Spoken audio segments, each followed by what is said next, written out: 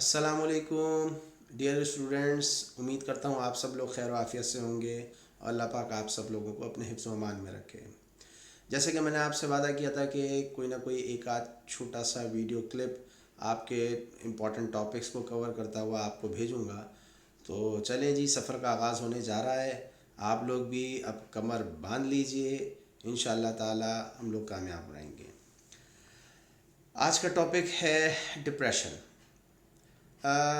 بچپن سے یہ لفظ سنتے ہوئے چلے آ رہے ہیں کہ فلاں شخص کو ڈپریشن ہو گیا، فلاں شخص نے ڈپریشن میں آ کر خودکشی کر لی، فلاں شخص کو کافی عرصے سے ڈپریشن چل رہا ہے۔ تو آج ذرا سمجھتے ہیں کہ سائیکالوجیکلی اور سائیکائٹریکلی یہ ڈپریشن ہے کیا۔ اگر میں یہ بات کہوں کہ انسان کئی موڈز کو فالو کر رہا ہوتا ہے اپنی پوری زندگی میں، تو یہ بات بالکل ٹھیک ہے، اور وہ مختلف موڈز کبھی خوشی کے ہوتے ہیں، کبھی غم کے ہوتے ہیں، کبھی غصے کے ہوتے ہیں، کبھی ناپسندیدگی ہوتی ہے، کبھی کسی چیز میں اختلاف ہو رہا ہوتا ہے۔ الغرض انسان مختلف موڈز زندگی میں طاری کرتا رہتا ہے، اور یہ سب چیزیں ڈیپینڈ کر رہی ہوتی ہیں سچویشن پر، کہ کس سچویشن سے وہ جوجھ رہا ہے، کن لوگوں سے وہ گفتگو کر رہا ہے اور انٹریکٹ کر رہا ہے، کن سے تعلق رکھ رہا ہے اور اپنے تعلق کو کہاں تک لے کے جانا چاہ رہا ہے۔ اور اس سارے پس منظر میں اس کی اپنی ایک شخصیت بھی بہت معنی رکھتی ہے، جس شخصیت کے ماتحت وہ اپنے حالات اور واقعات کو ڈیل کر رہا ہوتا ہے۔ تو ڈپریشن بھی کچھ ایسی ہی صورتحال ہے کہ یہ ایک نارمل موڈ ہے اور انسان کو اس کو فیس کرنا ہوتا ہے۔ فرض کریں اگر آپ کی کوئی قیمتی شے نظروں سے اوجھل ہو جائے، فرض کریں آپ کا موبائل ہے، آپ کا پرس ہے، تو آپ پریشان ہوتے ہیں، اور اگر وہ نہیں ملے تو آپ مایوس بھی ہونا شروع ہو جاتے ہیں۔ تو یہ ایک طریقے کا ایک ڈپریشن ہی ہے، لیکن یہ صرف وقتی طور پر ہوگا۔ اگر وہ چیز مل جائے تو آپ اس ڈپریشن سے واپس آ جاتے ہیں، یا پھر آپ کے اندر صبر پیدا ہو جاتا ہے، اور کہتے ہیں کہ جس نے صبر کر لیا تو اس کے تو درجات بلند ہونے ہی ہیں۔ اور حقیقت بات یہ ہے کہ جب صبر کرتا ہے انسان اور درگزر اور نظر انداز کر دیتا ہے اپنے لاسز کو، تو وہ پھر ایک نارمل موڈ میں آ جاتا ہے، اور وہ پھر ڈپریشن اس کی زندگی کا حصہ نہیں بنتا دائمی طور پر۔ یہ صرف وقتی طور پر ہوتا ہے، اور اس سے ہم سب نے جوجھنا ہوتا ہے۔ یہ موڈ آئے گا، ٹھیک؟ اگر یہ موڈ آئے اور چلے جائے تو ہم اس کو ڈپریسو النس نہیں کہتے، ہم اس کو ایک طریقے سے ڈپریسو موڈ کہتے ہیں۔ تو یہ بات میرے خیال سے آپ کے سمجھ میں آئی ہوگی کہ وقتی طور پر اگر کوئی مایوسی لاحق ہو رہی ہے اور اس کے چند عرصے کے بعد آپ واپس نارمل حالت میں آ جاتے ہیں، اپنی روزمرہ کی زندگی میں اسی طریقے سے لوگوں کے ساتھ تعلق برقرار کر لیتے ہیں جو پہلے تھا، تو اس کا مطلب ہے کہ وہ ایک نارمل چیز تھی اور زندگی کا ایک چھوٹا سا جز تھا۔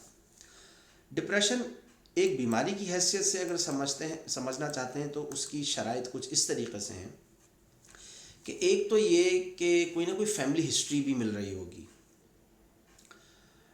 ماں باپ، بہن بھائی، عزیز و اقارب، اور خاص طور پہ جو کلوز ریلیشنز ہیں ان میں کہیں نہ کہیں ایک ڈپریسو موڈ مستقل طور پر چلتا ہوگا۔ تو یہ ایک اہم بات ہے فیملی ہسٹری کے حوالے سے۔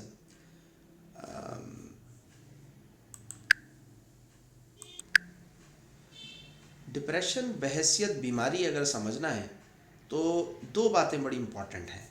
ایک یہ کہ مستقل طور پر مایوسی لاحق رہے اور ایک سیڈنس کا ایٹیٹیوڈ یا بیہیویئر کسی شخص میں طاری رہے، تو ایک تو یہ بڑی اہم علامت ہے، اور یہ مستقل رہے، طویل دورانیے تک رہے۔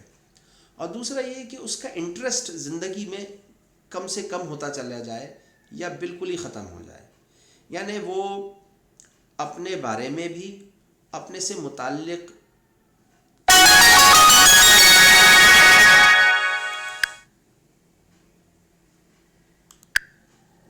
ڈپریشن سے متعلق ڈپریشن بحیثیت بیماری کے طور پہ اگر سمجھنا چاہتے ہیں تو دو بڑی امپورٹنٹ اس کی علامتیں ہیں. ایک تو یہ کہ اس کے موڈ میں ہر وقت مایوسی رہے گی اور وہ افسردہ رہے گا، یعنی سیڈنس.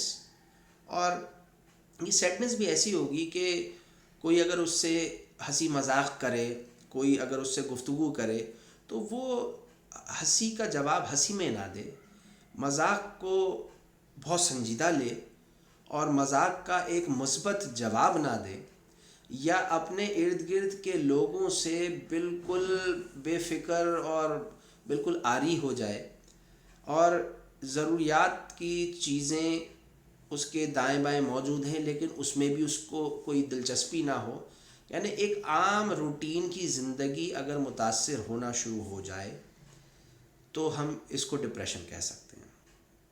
اور آئیڈیاز کی کمی ہو جاتی ہے، یعنی کوئی اچھی سوچ یا ایسی سوچ جو اس کو زندگی میں آگے بڑھائے، ایسی سوچ کی بہت زیادہ کمی ہو جاتی ہے.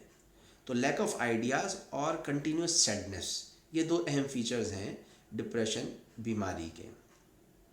اس کے علاوہ خاندان میں بھی کہیں نہ کہیں فیملی ہسٹری مل رہی ہوتی ہے، اور یہ بھی دیکھا گیا ہے کہ اگر ماں اور باپ میں سے خاص طور پہ ماں کی طرف سے اگر ڈپریشن فیملی ہسٹری میں ہے تو اولاد میں آنے کے چانسز ہوتے ہیں.